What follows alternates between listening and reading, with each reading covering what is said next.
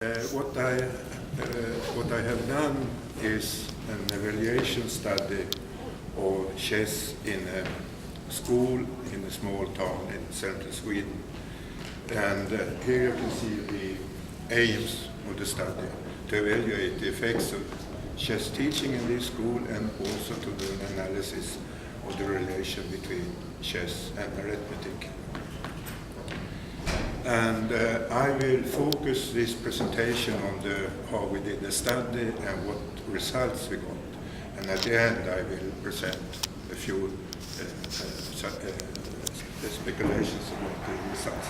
First, about this page, it was a quasi-experimental study, which means that we used the classrooms that were in this school. In this school, 2 grade 1 classrooms were formed each autumn. And one classroom was the experimental classroom and the other the control classroom.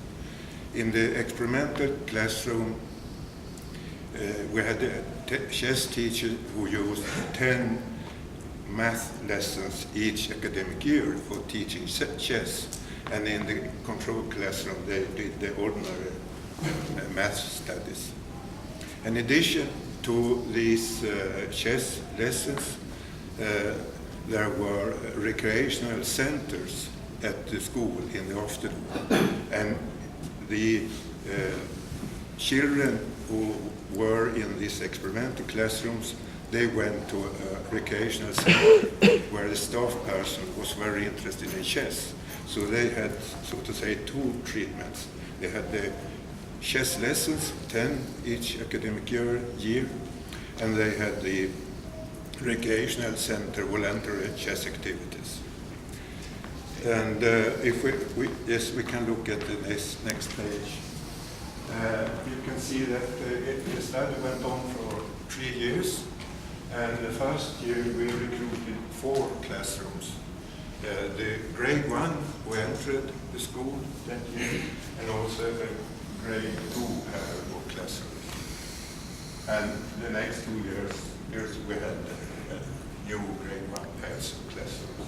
And we started with a pre-test in early autumn, and then a post-test in May, and post-test again for those who entered the first year, and those who entered the second year. They got their pre-test here, and then 2 post-tests for the second for the classrooms that entered the last year.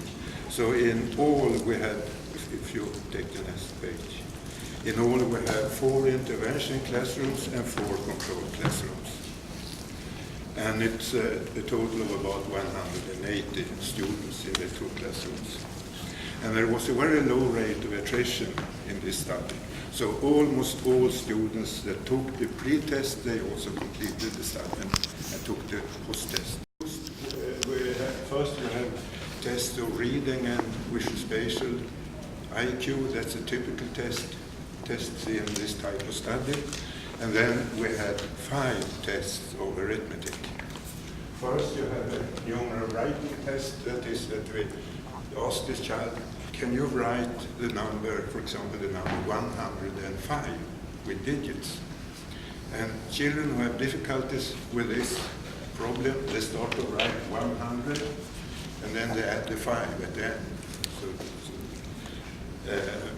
But of course there are also some kids who know how to do it. And we had 2 number series tests, one with forward jumps and one with backward jumps. And that means that the kids get the first the numbers of the series, for example 2, 4, 6, and they are asked to write the next 5 numbers.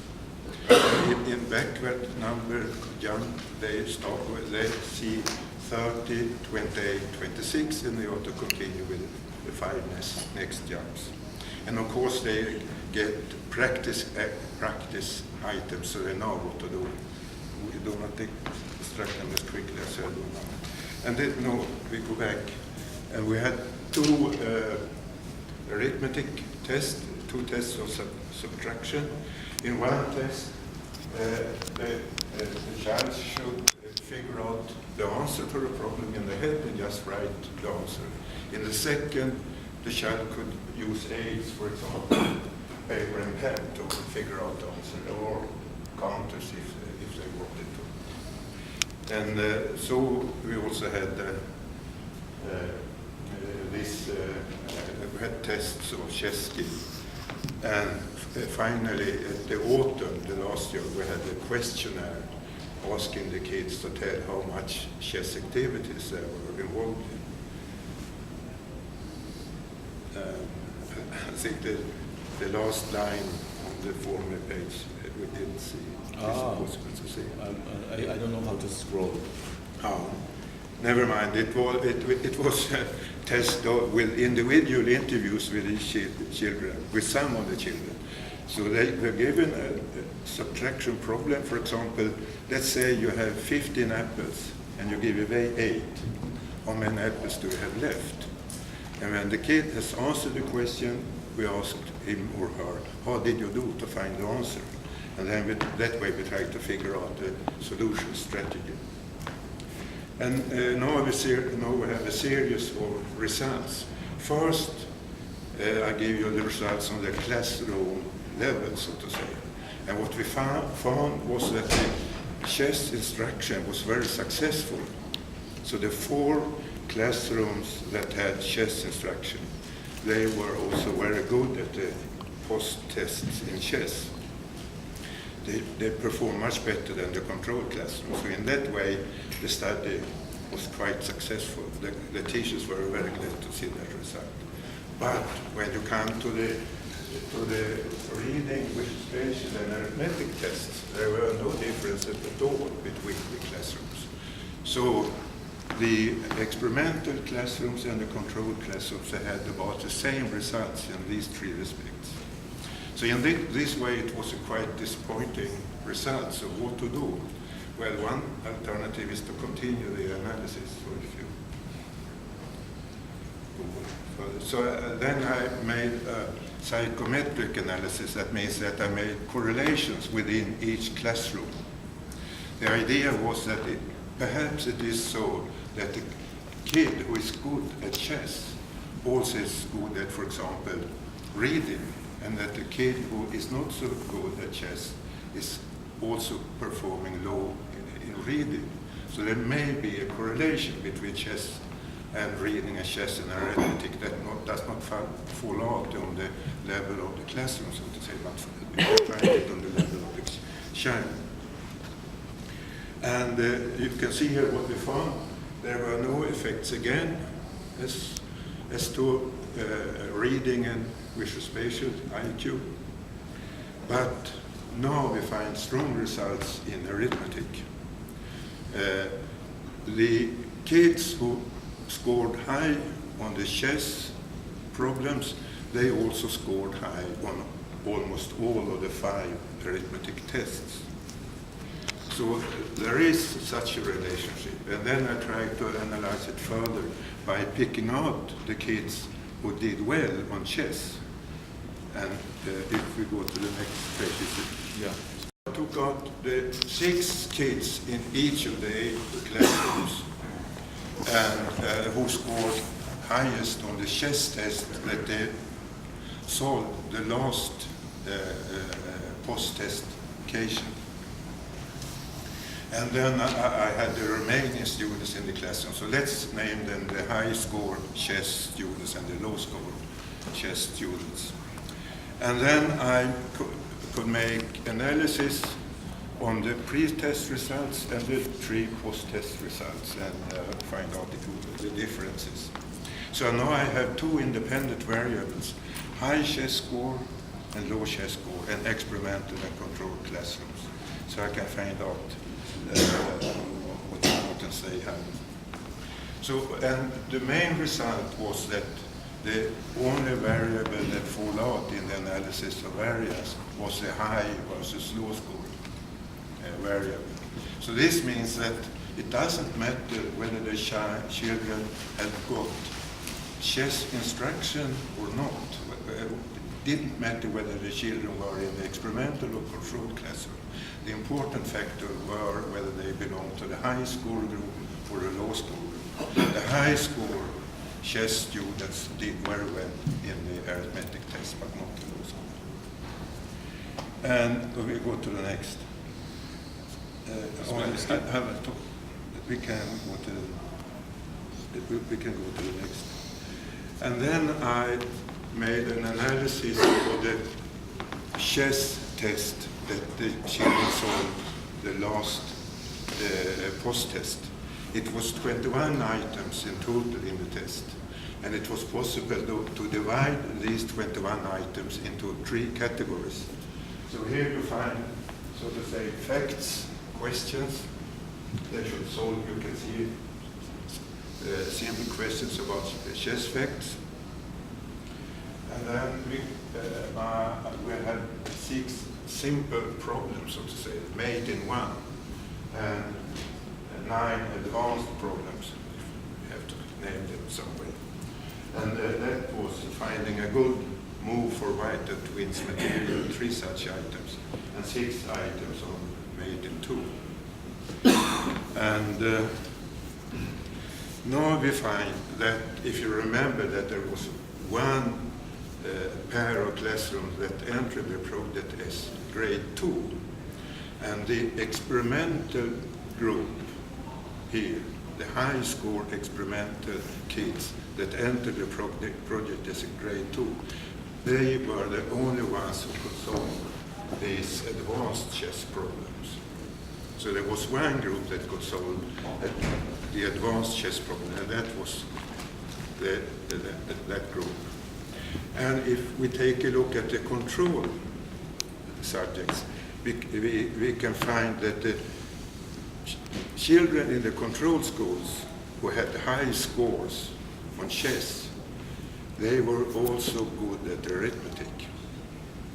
So perhaps the reason why the high versus low chess score fall out is because that the children in the control groups, for some reason, were quite good at chess.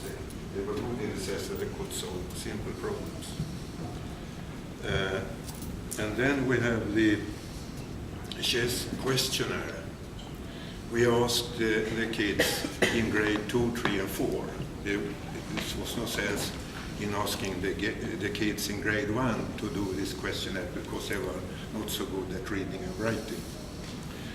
And this questionnaire was given the last autumn of the project, and the kids were asked about informal chess activities in school and after school, and they were also asked about membership in the local chess club, playing in the chess club, or if they participated in tournaments. And this group I've been talking about, this grade 2 experimental high school chess kids that were very good at advanced chess problems. They also were involved in a number of chess activities.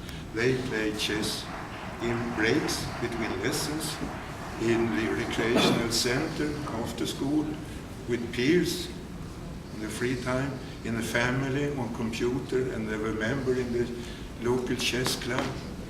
And they played chess there, and 3 of the 6 kids has also taken part in tournaments.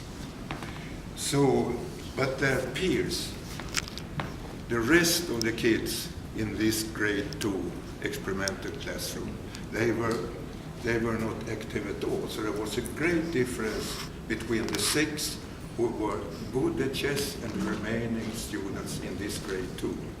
So perhaps we can talk about a split in this classroom. Some kids did very strong advances in chess. For some reason that made the remaining kids who more or less stop playing chess. So that may be a problem when doing chess teaching. And now we come to the theoretical speculations. What I would argue for is that there is a link between chess and arithmetic. But in order to that link to be formed, the kid has to pass two thresholds, one in arithmetic and the other in chess. And the threshold in arithmetic is that the child should not only be able to solve arithmetic problems by counting on units.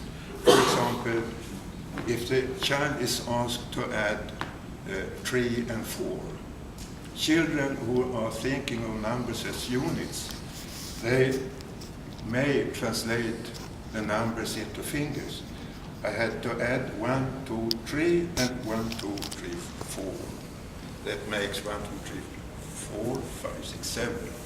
Then if you're solving a problem that way, you are thinking of numbers as units, as fingers, or as dots in your head, or as chairs, or whatever. But when children learn how to write numbers with numerals, and when they learn to solve number word serious problems, they can solve arithmetic problems in a quite different way, and this is by thinking of the numbers as numerals, and by having a mental number sequence and using that when solving the problem. For example, if you give a child this problem, let's say you have 23 apples, and then you give away 6 apples, how many do you have left? If a child who has a mental number sequence, they take away the apples and they think of the numbers. So they start by placing the 23 in its position, so to say. And what to do with the 6? Well, you can split it in 3 and 3, and then you jump, 1 3 jump from 23 to 20, and a new 3 jump from 20 to 70. Where you can solve the problem if you have a good mental number word sequence. But if you don't have that, you have to treat the numbers as units and start doing this problem on your fingers, and that's quite difficult. Some kids start looking at their feet too, but that doesn't work very well. I have seen one kid start ticking his nose up to 23. I say, I do not know how to do it. It's impossible. You can try doing it on your nose, and perhaps you also find it's impossible. So this is the threshold in arithmetic, I think. Going from solving problems with thinking on units to solving problems by thinking of numerals. And some people say that this is an abstraction process, that you go from a concrete to an abstract level. But I think that's a wrong way of thinking of it. I would say that the fingers, they are very concrete, but the numerals are still more concrete. There is nothing as concrete as the numerals. They are only 10. Very easy to visualize. And if you have this sequence, it's very easy to use it. So this is not a question of abstraction, it's a question of concretization, changing from one way of concretization to a new and much more effective way. So if you have taken this step, then we have one condition for this link. And the second step for this link, I think, in chess is to be my results say that this is to be able to solve at least some of these simple problems. So that means that you don't not only understand chess as a series of facts, but you also start to see the implications of a given chess configuration. So we can say that the link is ability to immediately perceive meaningful relationships, both in arithmetic and in chess. You're using the same spot in the brain to refer to Gardner. So I think maybe the main point here on the didactic level is that when we're talking about the relation between chess and arithmetic, we are starting with chess and talking about the transfer from chess to arithmetic. But there also has to be a relation from arithmetic to chess. And I think that is that we should help the kids to form this mental number sequence. And unfortunately, math teaching is too much concretized. Children working too much with various sorts of units, at least in Sweden, and that may make them use this sort of counting on units, solution procedure, too much. So if we start helping children to form a mental number sequence, perhaps there should be still better chance. Thank you. Thank you. There are, of course, there are many different ways of doing this. I would say that if you have a kid who is 4 years old, they are extremely interested in numerals. They want to know. They start learning how to write their name, but they are also very interested in numerals. So why not accept that interest and stimulate it as a parent or as a preschool teacher? But in Sweden, at least, the tradition in preschool is that you should leave the numerals until the kids start school. I mean, counting the number sequence, also counting objects, of course. And that's, it's very simple. Just accept that the interest that's stimulated. Various games. And he has found that